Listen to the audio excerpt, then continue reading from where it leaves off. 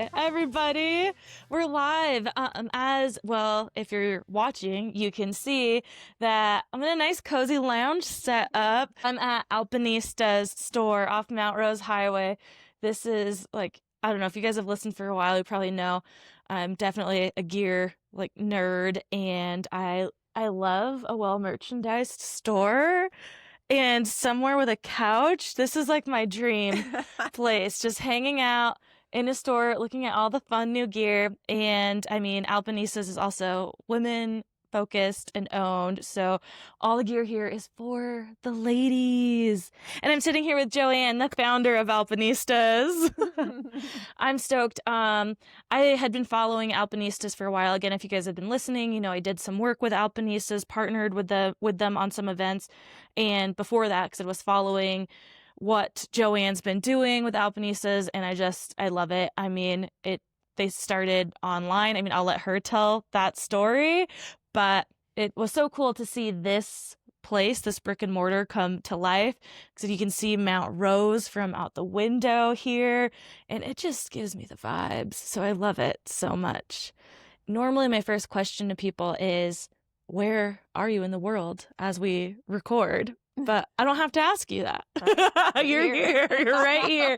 And for those of you who are not in the Reno, Tahoe area, Mount Rose is right outside of Reno. And so technically the store is in Reno, right? This is Reno city limits? Yes. Okay. So we're in Reno, just down the hill from Truckee, 45 minutes about from where I am. And yeah, just super excited to be here and have another in-person interview and to finally get to talk to you about the whole story of Alpinistas, because I honestly haven't before. True. I think you haven't. Yeah, I have just kind of read things about how you started Alpinistas or why and whatnot, but I haven't dug into it with you. And then some of the things I read is like, oh my gosh, like I want to know more, but I was also holding back from me for asking those because it's like, I want to do this. So, which I mean, I can still know all that and do this, but I like to have like the reactions like in real time too. So to the story. But tell us a bit about yourself, Joanne, like where are you from? Where were you born and raised? Well, first of all, thank you so much for taking the time to do this podcast. I really appreciate it. Yes. I'm really stoked. Yeah, I'm from New York. So I grew up in a rural part of lower New York, not too far from the city, but it was very rural. And had an upbringing in quaint sort of location. And as I turned 18, I went to New York City. Always had big city dreams and ended up like getting into wholesale apparel production. So I was starting to work in the garment district, right? So fashion was my initial career path way back in the day when I was a wee little thing. Fast forward to many years in the future, my career took many changes, which was really awesome because I sort of am a jack of all trades. I have a lot of different career experience. However, the bulk of my professional life has been in legal operations. So legal, compliance, contract management. This makes a lot of sense to me now, just knowing you from like starting out as a working relationship and how you work on the back end with like that kind of admin. Like, yeah. Okay, because you have that history there. Yeah. You know how important that is. Whereas I'm like, I don't know. We'll wait till something happens, which is terrible. Yes, I am an operations nerd, automation, process. The back end is fantastic. That's the easy part of the world. So yeah, I guess fast forward to Alpinistas. I lived in New York City. I mean, I've lived all over the country, but at the last point, I was living in New York City, and I had been snowboarding my entire life. So as I started progressing with snowboarding, I wanted to move to a mountain town. And with living in New York, if you don't have a deadline to get out of the city, you end up getting stuck. And I didn't want that to be my life. So, was able to make some career transitions and ended up moving to Mammoth. And throughout that time, I had started backcountry snowboarding. I was watching like Jeremy Jones movies, and I was like, I want to, snowboard stuff like that. So that was sort of like part of the allure of moving to a mountain town. And, so like in 2008, I started backcountry snowboarding. It wasn't splitboarding because we were using snowmobiles. So I was getting into the backcountry. So I really had the bug, right? Yeah. So a few years later, moved to Mammoth, and in a backwards way, I started getting into splitboarding and splitboard mountaineering. And that led me into traditional mountaineering, and then that led me into peak bagging and hiking, and sort of like the reverse process that Yeah. people do to get into the outdoors, where a lot of people, they start hiking and backpacking and camping and do it the other way, right? So that was really like my foray into this wonderful alpine world. And as I was doing that, being, in New York City, was into fashion, and exploring outdoor gear and shopping, there just wasn't a fun place to shop, right? Like I went to REI. I was never thrilled with REI. I hardly ever found anything I liked there. It was like so blasé and brown. Yeah. And I loved backcountry.com. I liked what they were doing. And, so I started sitting there like thinking like, wow, there's a big gap in the market to have a retail space to serve women, right? Just exclusively for women, make it fun, boutique style, be able to offer all the colors, offer the things that actually work for women instead of, just having the token items. So, I mean, that's a long story, but that's essentially like how I got the idea of starting Alpinistas. So, in the beginning, it kind of started as a blog and a meetup until like I was able to put the nuts and bolts together of figuring out e-commerce. So I went into e-commerce without any e-commerce background. What year was it?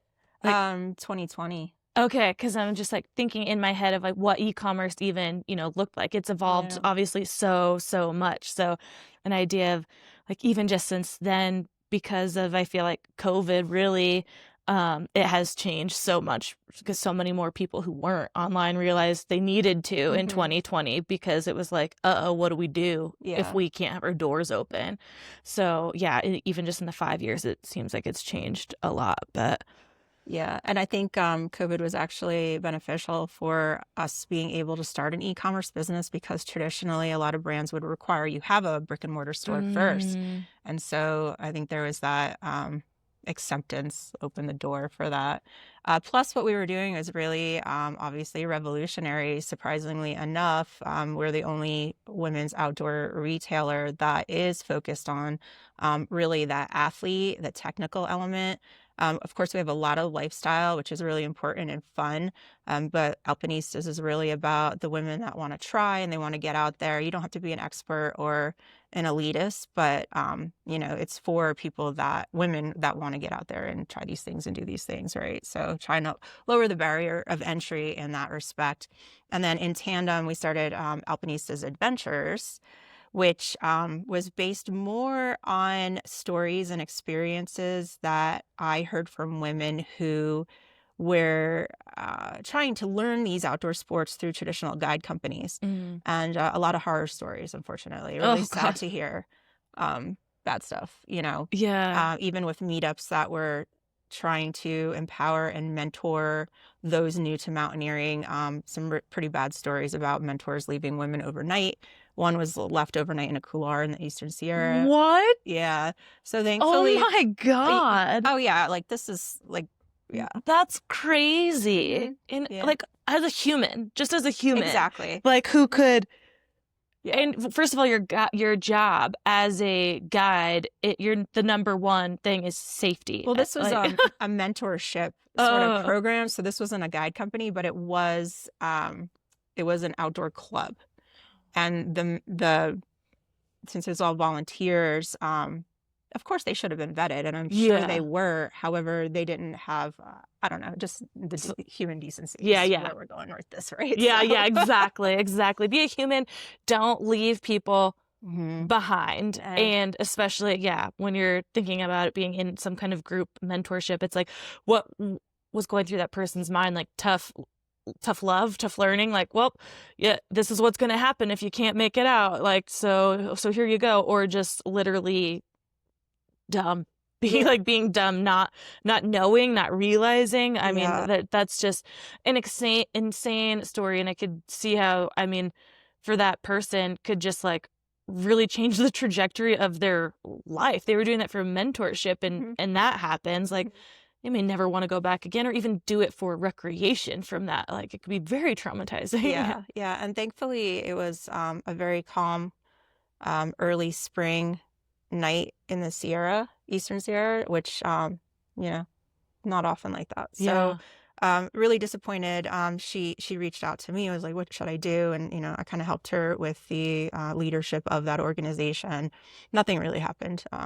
So that was like a story. I've heard stories from women with international guides, right? Just being treated, just pulled up a mountain, just treated with disrespect, issues with the food and stuff like that. But even like more locally, I've been in a course or two, and that one particular course, it was me and another woman, and then the rest of the groups, because everyone had to pair up, so the rest were men. And we didn't get any of the attention to demonstrate the skills that we were picking up in that course. We were overlooked. All the guys had all their questions answered, and like they were like really focused on what they were doing and giving pointers. And I'm like, whatever, I'll just go learn it in another way if I need to, Yeah. right? So just a lot of shitty stories for women in the outdoors. So Alpinistas Adventures, really the premise was to offer these very basic intro programs to lower that barrier of entry for women to learn these things. Even if there hasn't been a really poor experience, you can see how traditional guide companies are really intimidating. I could name a Mm-hmm. couple locally where you'd go into a course, you have the guy in his full alpine gear and he's super fit. That alone is intimidating to many women, Mm-hmm. and also a lot of men too, who just want to learn how to like recreate safely in snowy uphill terrain or snowy mountainous terrain. And then, you have this guy that's like, the alpha male. Yes, So, immediately. I think, like you said, for anyone, male or female, in those instances, you're like, can I do this? Because, like, do I have to look like that to do this? right, And I think exactly. that problem, spans across a lot of industries. I've had personal experience with that, like with personal training. And, like, you feel like if you need to look like this to be an athlete or to be good at something, and it's like, obviously we know that narrative is slowly changing with more body types getting like being on social media. And I Right. think that really has been in the last 5 years too, where it's like, you don't know what people are capable of just off of what they look like. But when someone does like fit that bill of, and that goes to also say that just because a person looks a certain way doesn't mean they are like in tip top shape. But you're going to make those assumptions in your head when you're going into a course, see this human, and you're like, oh my God, Right. I don't look anything like that. There's no way I can do this. And you're instantly like mentally blocking yourself from even like getting through the course potentially. So that's why I think it's so important to have that adversity in body types and people in those leadership roles, so more people resonate with that and know they can do it, which also is probably exactly what Alpinistas Adventures is out there to Yeah. do, to Yeah. ease that for women. Yeah. So like those programs are, we offer some really basic programs. So taking what might be a 101 for an Alpenglow expeditions, like we break that down even more simpler, just to make it more, digestible to people that may not be looking to summit Rainier and want to just have like that safety locally. Or getting into backpacking is like one that really has brought in a variety of body types and ages. And that's the other thing that's very cool about seeing the clientele with adventures, is that we are getting women of all ages, all sizes, and a lot of women who are at an older point in their life where they felt that they could never go and do some of these things because they didn't grow up in the outside with an outdoor community. They don't have outdoor friends. they have had a significant change in their life, such as maybe divorce or children leaving the home. And now they're at this point where, like, I've been curious about this and I want to go do it. I don't have anybody to do it with. And, Alpinistas Adventures is there to give them that opportunity. So those stories have been, like, especially empowering and really cool. It's just to kind of see, like, organically how things have, like, bubbled up here. So I feel like it just gives you such a, like, opens your perspective to, or reminds you, right, like what and why you're doing it. Because I think as people who are immersed in the industry or had exposure to outdoors or these sports like earlier, which for a lot of, I think, our audience, at least the ones that I know personally and myself, I was exposed to the outdoors, but these outdoor sports were later in life. Snowboarding wasn't until high school for me, in which, again, for a lot of people, doesn't seem weird to start these things like teens or 20s, or mountain biking too, just with how it's really been also something in the last few years that's just like grown exponentially. But when you come to a place like Tahoe, you feel like you're on the outs, if like that is starting late in your teens or 20s, because the people who are born and raised in a place like Tahoe or a mountain town, have been doing it since they were a child. But you remember that, wait, most people don't have access to this stuff till later in life. There's so many stories that, like, I continue to hear and learn of people in their 30s, 40s, 50s, and it just, I don't know, gives me that, like, positive perspective on my life of, wait, I didn't start late.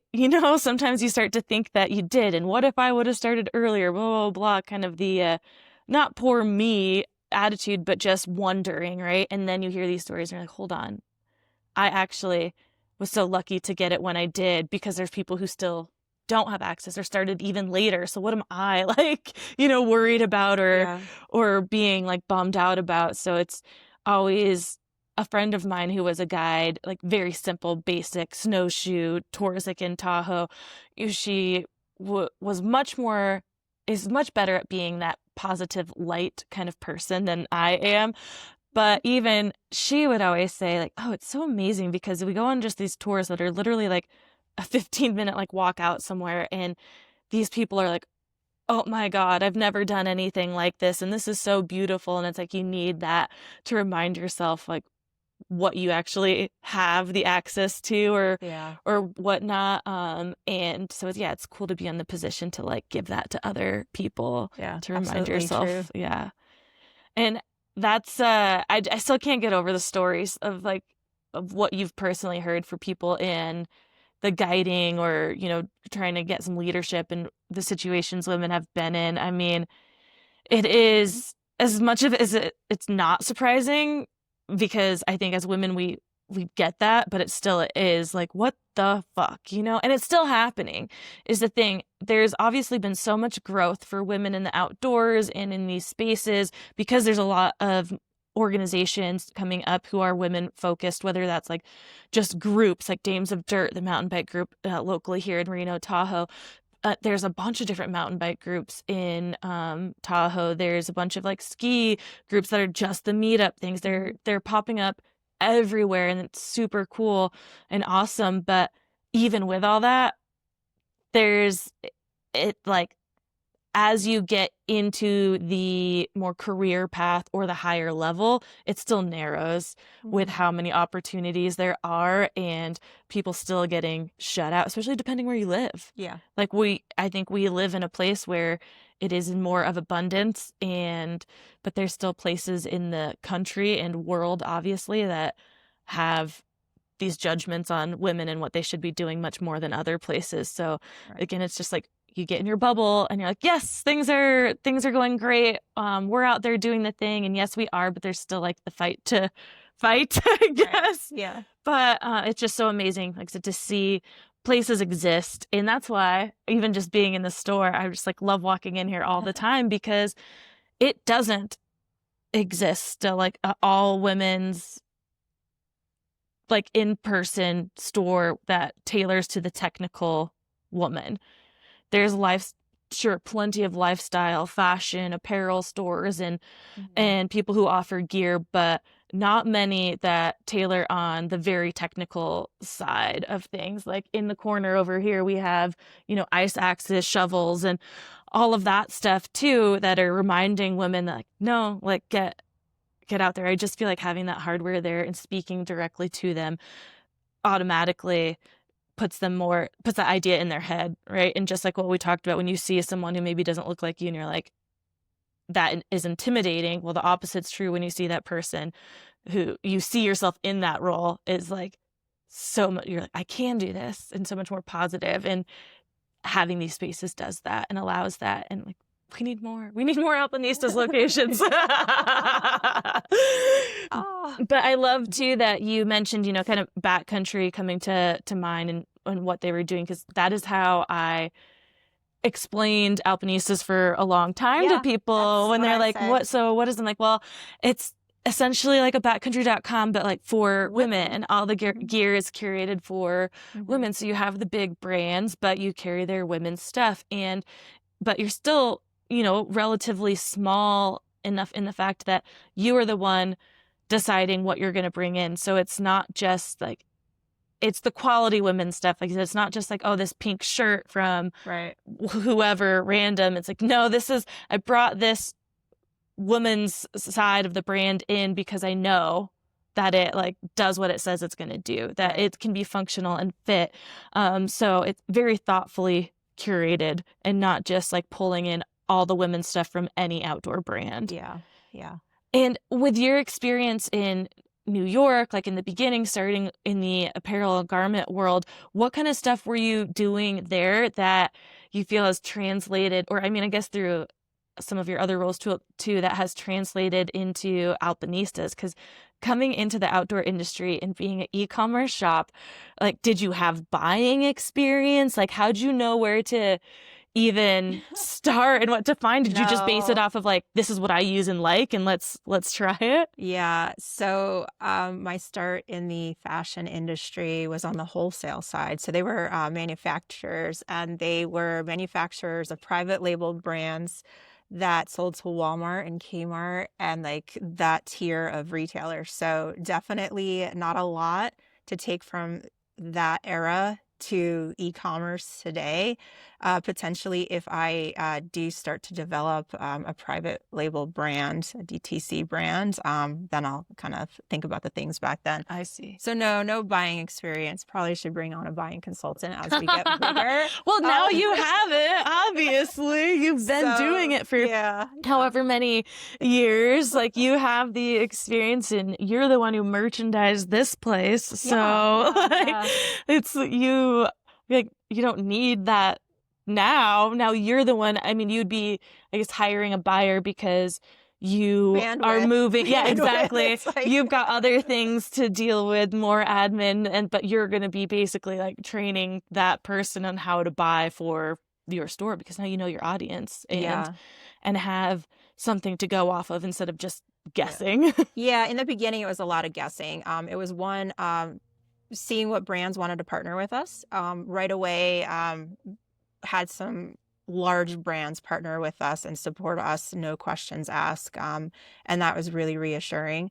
But a lot of it was sort of figuring it out. And it's really tough when you're starting a business like this without any data to sort of go against and forecast against. Now, at this point in time, I have data and I can make better buying decisions. Definitely have made really bad buying decisions. There's probably some things still sitting in inventory from like day one. I remember that. So it's just everything's self-taught and just learning as I'm going year over year and getting better at it. I think that's a really good point that you make there, and just reminding people. This has been a theme that's come up often lately for me, and I'm sure I've said it on the podcast with others, but like, we really all are making it up as we go along. And it's so easy to get caught up in looking at someone else and what they're doing and wondering, how the fuck did they get there? Like, what did they do and how did it happen so quick? Or what? I mean, this is last week I was here, we were supposed to record last week, and we ended up chatting instead for like 3 hours, just talking About of the all sorts industry. of things. Yeah, the industry, and just like looking at different things, talking about what we're doing and, you know, how hard it can be to grow. But then, yeah, you see something over here, and you're like, again, what was the magic trick? Right. What did they do? You know, why is it not happening for me in this way or as quickly? And obviously comparing is, what do they say? The thief of happiness, some sort of saying. Comparison's the thief of joy. And it's so true, because you just sit there and wonder, yeah, why did this person get here and I haven't, or whatnot, instead of enjoying where you're at, or like trusting in your own process. You start self-doubting, all this stuff. I think it's absolutely normal for us to do and go through, especially with all the information we have coming at us, being on social media all the time, especially as people running a business like you have to be on those places to promote your business. But then sometimes it like is so bad for your mental health, because they're like, I'm just out here trying to post every day and get somewhere, and all I see is what seems like success from others. But again, we don't know they're behind the scenes either. So remembering that, like, something magic hit for them, or you don't know the 10 years that they actually had behind the scenes, or what else they went through in life. But it's also one of my favorite Talking Heads lyrics is "make it up as you go along." And it's been like a tattoo I've wanted for so long, because it's just like, and I want it on my forearm, and I've had this whole like vision in my head for like over a decade, because that's just how I've always felt. It's like, I don't know what I'm doing, but I'm just kind of doing things as they come, as I get the idea, and letting things kind of morph. But that's very much against what most of us were taught, right? It was like, have that idea, go for that idea, don't change the course, you know, do it till it's successful and whatnot. And this podcast is very much about breaking that stigma and reminding people out there that whether you're out there trying to start your own thing and it's not working out, if you truly believe in it, I mean, keep going. You'll find your people. Maybe expectations need to be changed.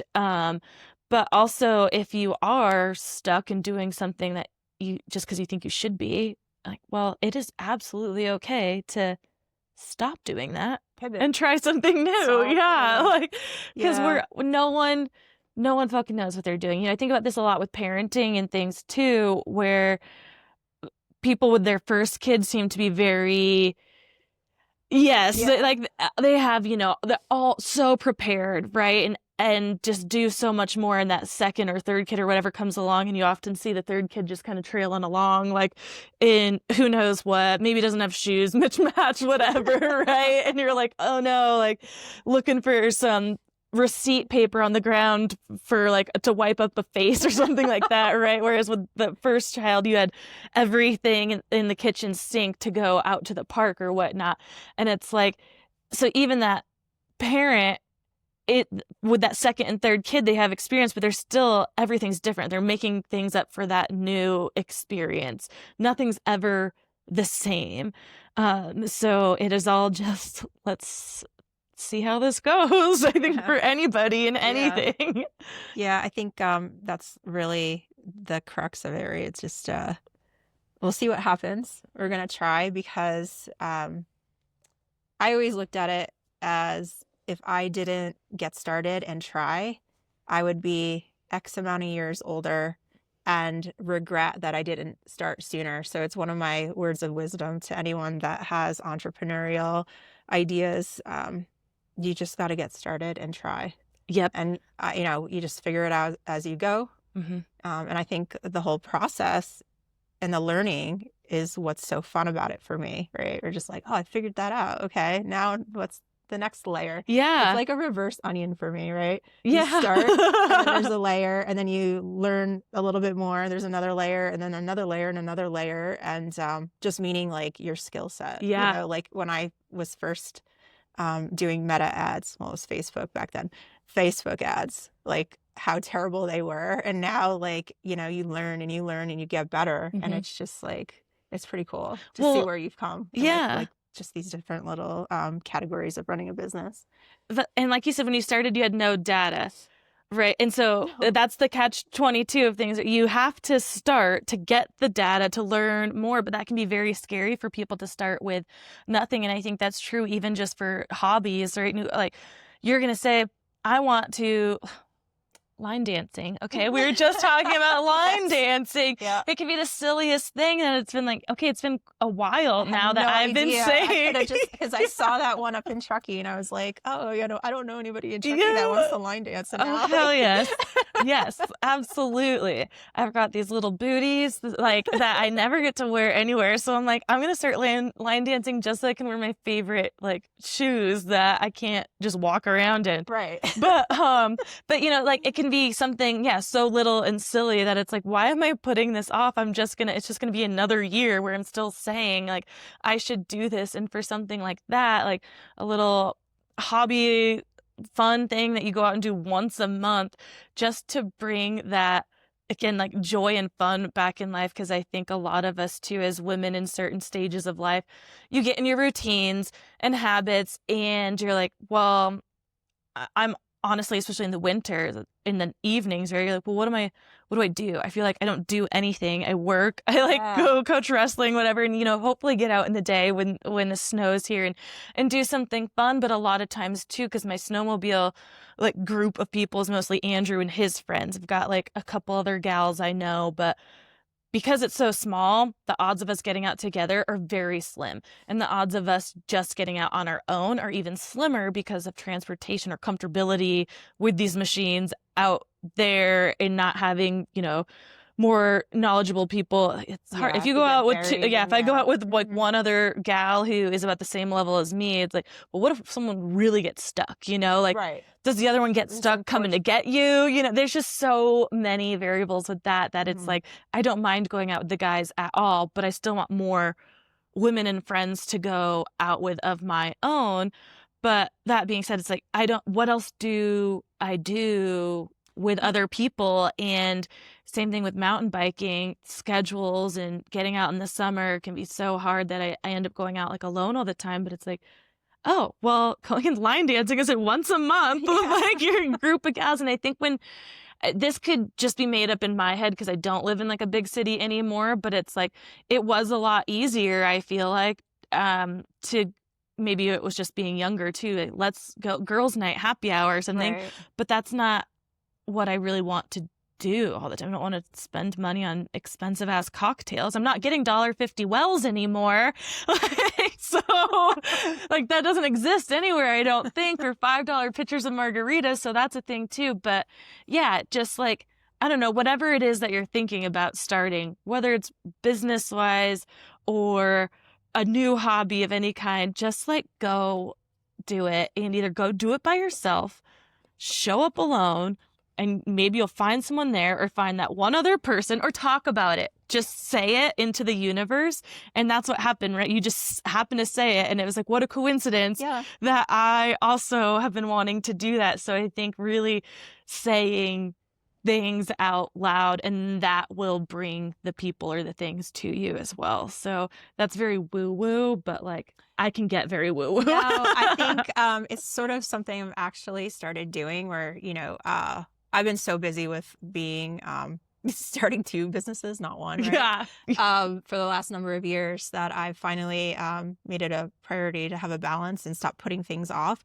So one of those is, going to shows or going to events. And I'm like, oh, I don't have anybody to go. Like, nobody's going to go to LA with me to go do this, right? It's like you have a niche and then you have another niche and then there's travel on top of that niche, right? So and I was like, you know what? I'm just going to buy 2 tickets and just figure it out. And like just recently had this happen, had the extra ticket for something in LA, and by the work of the universe, ended up finding somebody that was dying to attend, and it was sold out, and ended up making like a really good friend that I could, go do these kind of things with in the future. Right. So it's kind of like, just take that stuff. Like you'll make a new friend, you'll have another like, avenue to go down, exploration that's not outdoorsy, right? Yeah. Because that's the other problem with running two outdoor businesses is that my whole world and my identity is outdoors, right? And so I'm trying to make sure that I'm cultivating those other interests so Yeah. that, we do have that variety there. But yeah, just buy the tickets, do the thing. Yes. At least like once a month or once a quarter. Yeah, totally. Exactly. I love that. And because, I feel that same way with everything I do is kind of like connected to the outdoors or being active. But there used to be a time I feel like I did other things and like more live music and doing those things, like a comedy show, which goes back to also where I feel like living in Truckee. Again, it's only 30 minutes from Reno, right? It's not that far, but I do feel like I get sucked into my little bubble where I'm like, well, I don't have this stuff right down the road where I can at least, like, if I lived in a city, Uber there and back, not have to worry about the drive or anything, especially in the winter when you don't know what weather is going to do. So it does make those things a little less desirable for me. Like in my head it sounds good, and then the time comes and I'm like, I don't want to like drive down the hill, because 30 minutes, but like I said, at night it's a dark, windy road that can just be long, and it's just driving at night, whether it's after an event, and being like, okay, so I have to drive all the way home, so am I not drinking, which is also fine, or am I going to spend the night somewhere? And just so many other things that you talk yourself out of doing the things. Even where I live now, 25 minutes outside of like Truckee proper is like, well, do I really want to go to Incline? Yeah, exactly. So or not even Incline, Alibi, like in Truckee, that I'm like, well, I want to drive home and not get home till like 10. And you just feel like such an old person who doesn't want to have any fun. That's the same thing here. It's like, oh, I don't want to drive to like Midtown or downtown. Yeah. Like, it looks so far and you're like, oh my God, that took 10 minutes. What's wrong with you? Exactly. And then once you get there too, it's so much fun. Yeah. And you're like, I'll totally do it again. But it's always that there's memes all the time, right? About getting the text of a friend like canceling, and you're like, oh great, because I was already in bed, and like now I don't have to be the one to cancel kind of thing. It's like, why is there usually more than not when I get when the friend cancels on me that I'm like, oh, yes, instead of like, oh no, I was so looking forward to that. I'm like, you know what? Pivot's real easy here. I'm actually not going to put on the pants. Like, it's not even I'm taking off and putting sweats on. It's like, I don't even have to get out of these. Like, it's so wild how we all seem to kind of be in that stage where you just get so comfortable, and it's a good problem, I think, to have, that we're comfortable at home and want to be there and content. But I really need to like get out and do those things. So let's get on the calendar and find out when line dancing in Truckee is next. I get out there. That's the direction I'm at. Yeah. Get out and about. I love it. And I mean, even me just being here, and like, this is great because it gets me out of the house. I love all my chats with people, virtually at 99% of the podcast, but it is so fun to get to be in person and just like out of, again, my bubble, even out of Truckee. So it's like, okay, this is not so bad. I need to do this more often. Well, like when I went up to your the Accountability Babes that day, that was actually like pretty cool for me to get out. I mean, I'm so like, work hermit zone, whether it's here at my home office. Yeah. And it was really great to get out and sort of have that change of sort of surrounding. So I totally get it. Like, it's good. It's good to get out. So it's for most things where it's like the going's the hardest part, right? Once you get there, you're like, this is great. I'm having fun. Whether that's a bike ride, a ski tour, going to the gym, like going and doing something new. You're like, okay, I'm here. This is fun and great. And like, but why is the getting going so fucking hard? Like, I've got to find some kind of hack to like just get out and do the thing. But I'm wondering if you have any like visions or anything kind of in the near future of like the growth of Alpinistas, or something you're looking forward to with it. Because like this, for context for people who don't know, this physical store that we're in, opened last, November, December. So just about a year old. Yeah, how else do you see Alpinistas growing, or like what kind of visions do you have for it? Definitely continuing to grow e-commerce. That's really the driving force of the business. That's what Alpinistas is. And definitely we would need to look for larger space for e-commerce operations, and really want to look to get national partnerships, have some like key brand partnerships, TBD there. Retail, I'm like still figuring it out. Reno is really hard for retail. It is still a small city. Um, Figuring that out still. So Yeah. I'm not sure if like I will lean in heavily to it. It's always fun. If anything, I will continue this concept, which is a small sort of footprint. Um, yeah, but that's kind of like what I'm thinking. And on the adventure side, really continuing to build out our Yosemite programs. Yosemite is a very popular destination, obviously nationally and internationally. So really want to own that label as being the top women's outdoor service provider for Yosemite trips, backpacking and hiking, and we're experts with Half Dome. So really like growing that business even more. I love Just it. strong. Well, that brings me to a question I didn't think about earlier, is just the size of your team. Hmm. As far as like on, so it's basically two businesses under one type of umbrella. So as a whole, how many people are even on your team? Well, we have a lot of contractors that are not local. So, I And those mean, would be more on like the guide, or both sides? no, that would be more on operations. Oh, okay, Yeah, okay. so we have a lot, maybe like 5 contractors with their specific category of requirements. What am I blanking on? Yeah, Like yeah, yeah. their Their roles. roles. Yeah, Yeah, their yeah. roles. And then we have a retail person here on the weekends. This retail storefront is slow. It's not a high traffic location. So, we just have somebody supporting on the weekends. She's really fantastic. Then we have a couple people working marketing. And on the adventure side, because it's a seasonal business, we have different guides at different points of the year, but definitely looking to build up our summer staff. And with seasonal guides, it's always a rotating door. Mm-hmm. So we do have one core person who runs a lot of our programming outdoors, but then there's other ones that just kind of circle in as needed.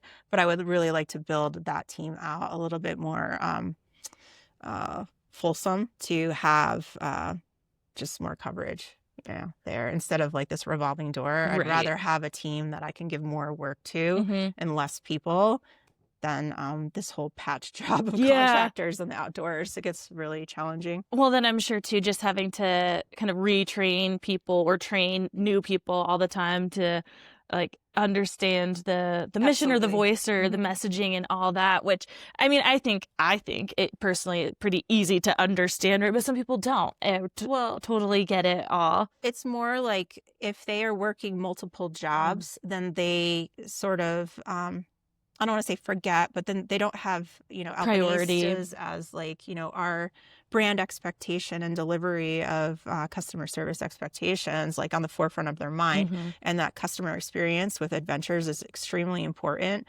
And so it really takes somebody that's doing trips with us consistently to be able to understand how I want our clients to be served in Yeah. that respect, especially being in the wilderness and all that. So yeah. Yeah. And just knowing the expectations of your clientele, right? The more they're Mhm. with your clientele, they know that like generally the people This coming is to you the have type. a expectation, Mhm. and that's why they signed up or whatnot. So just like they're going to know your audience better and how to speak to them, interact with them. Obviously, in every group you've got people who, that not everyone's the same, but for the general as part of it, like again, you know who you're talking to. It's good. Most of the people there are aligning and there for similar reasons that you can talk to them in similar ways.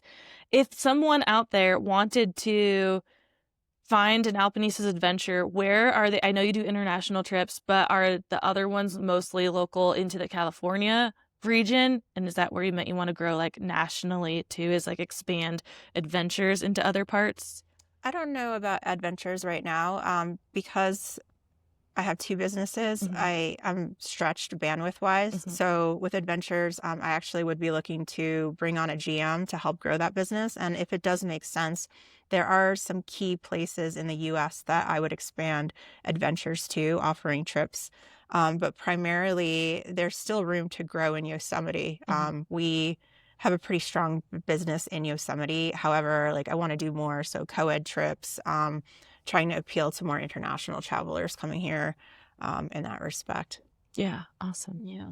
Well, if anybody out there listening is, first of all, find Alpinistas online. You don't have to be in town obviously to shop here, but if you are, you should, because like I said, I'm obsessed with this place. And if you like gear at all, I just think that, I don't know, like I said, you walked into REI long ago and still do, and it's pretty just blah, boring, right? Or they all look the same, right? So I just feel like if you Yeah. like gear, you can appreciate just coming to a place where you feel like it was really made for you. And obviously, yeah, online alpinistas.com if you're not in town. The And thealpinistas.com. thealpinistas.com. But I'm sure it'll come up with all our Google SEO. So Yeah, it's okay. totally. And Alpinistas Adventures. So what kind of trips can people look out for Oh, yeah. upcoming? So every year we offer Kilimanjaro. We offer Everest Base Camp 2 times a year. And in Yosemite, we have backpacking 101s. So for complete beginners to learn how to backpack, we have Half Dome day hikes. We have Half Dome backpacking itineraries, typically 3 days, 2 nights. Those are our strongest trips that we offer. Yeah. So we're going to lean in heavily with those. And we run those mostly like every week, the backpacking trips every week. In the summer, like June or what? End of May through mid-October, Wow. depending on what our Octobers look like. But they've been pretty warm, so we run them. Oh, and also really, really important, we do, for those that don't want to backpack or do anything like hustling up Half Dome, is the women's camp and hike weekends. So these are full service, all meals. Our backpacking trips do have all meals as well, but these weekends, I don't want to call them glamping, but they're like close to glamping. So it's full service, easy hikes, unless you want to opt to do a harder hike. But this is just for people who want to explore camping in Yosemite Valley, in one of like the top campgrounds there. A really awesome full service. Those are super popular. They sell out all the time. So That's what I was. and we have, I just secured campsites for the end of April. So our spring kickoff will be coming out soon. Awesome. Yeah. I feel like this is going to sound kind of bad coming from me being in the Tahoe area for over a decade and having worked on and off with you the last year, so that I've never even been to Yosemite. That's crazy. I know.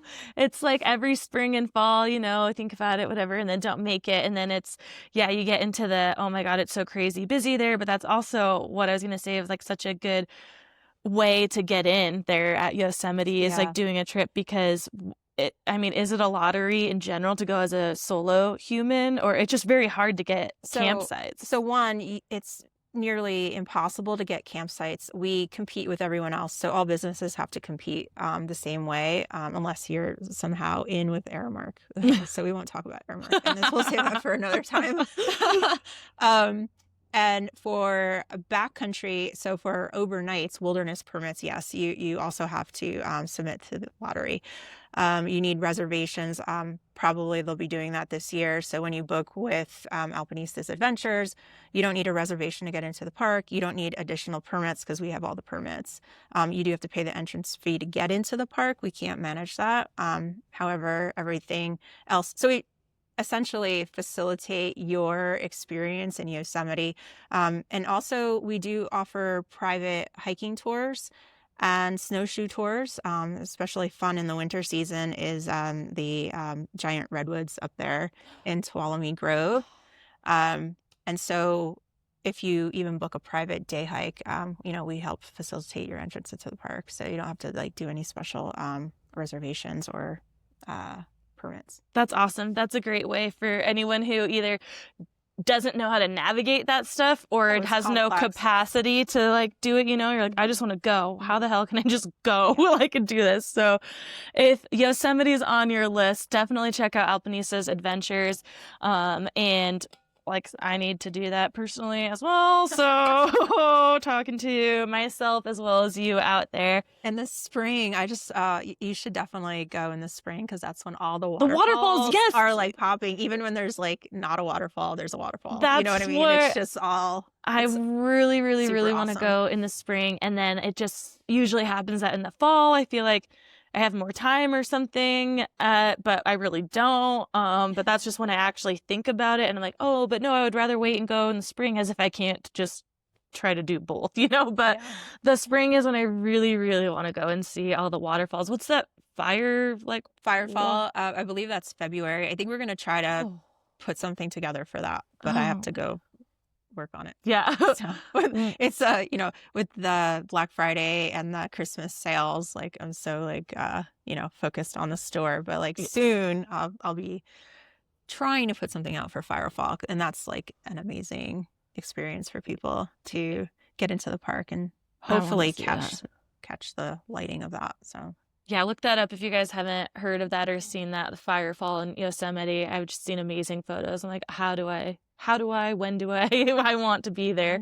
But Joanne, it's been so awesome to catch up with you and to share the story with everybody and to learn some stuff about you that I didn't know before.